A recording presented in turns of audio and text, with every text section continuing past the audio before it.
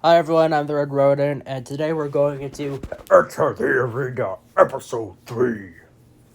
For those of you who haven't tuned on into this channel before, or those of you who just haven't watched the Enter the Arena series before, this is my personal take on Death Battle, which will be combat between different historical, mythological, and fictional figures that have somewhat similar character traits, powers, whatever, and would just be a pretty cool fight to watch.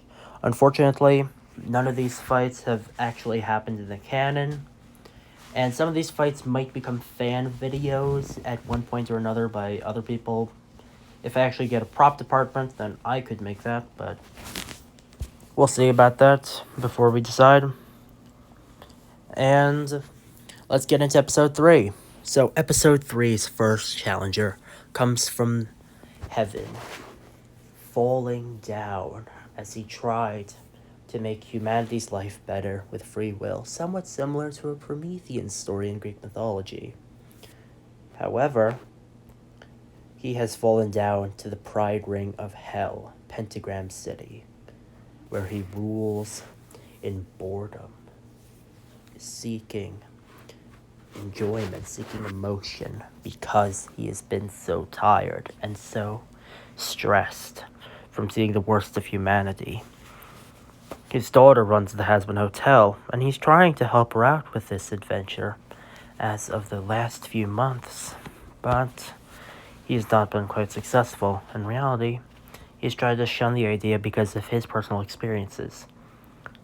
He is known for his white suit and hat with red emblazoned across his clothes as well, white seraphim skin, blonde hair, and yellow eyes. He is Lucifer Morningstar from Hasbin Hotel.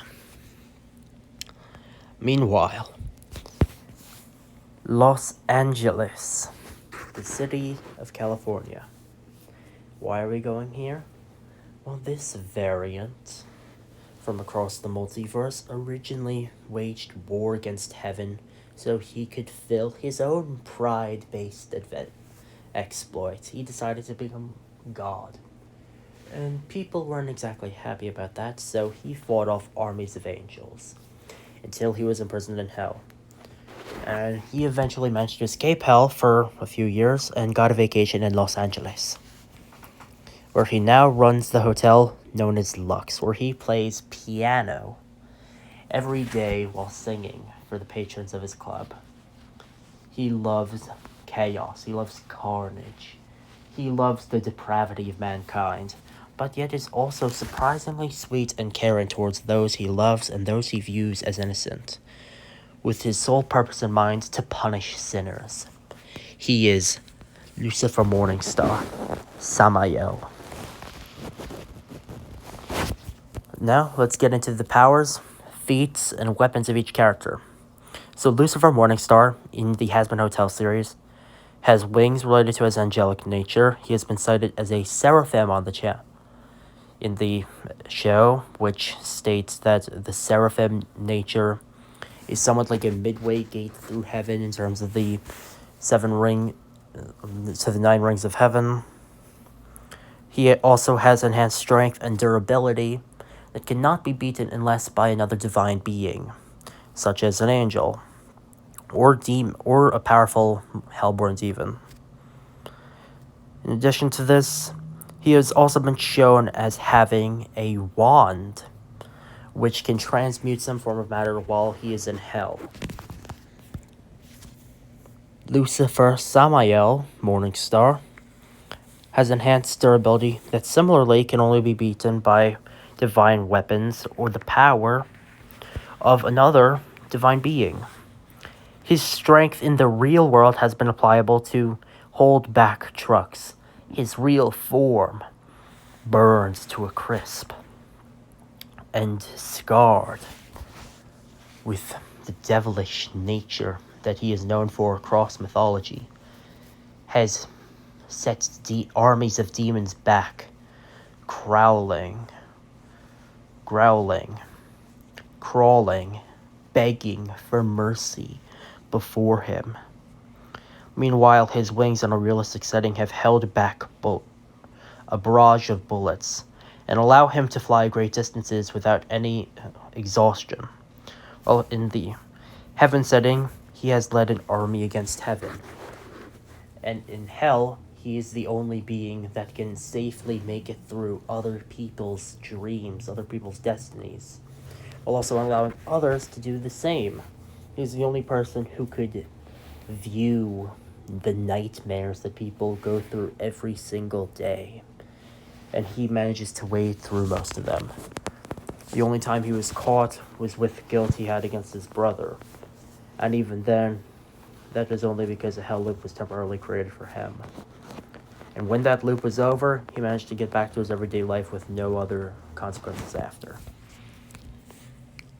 Considering both circumstances, I would consider Lucifer Samael Morningstar the winner.